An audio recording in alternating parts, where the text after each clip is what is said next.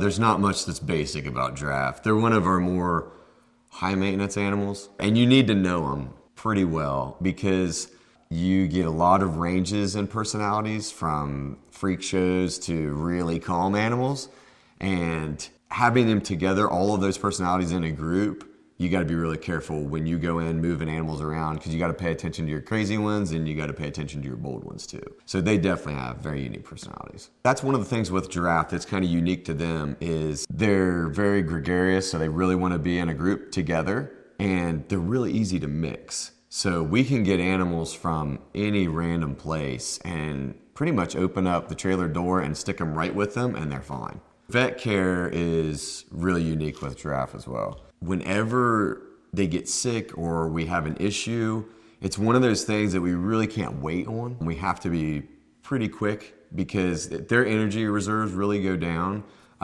It's hard to get them back up.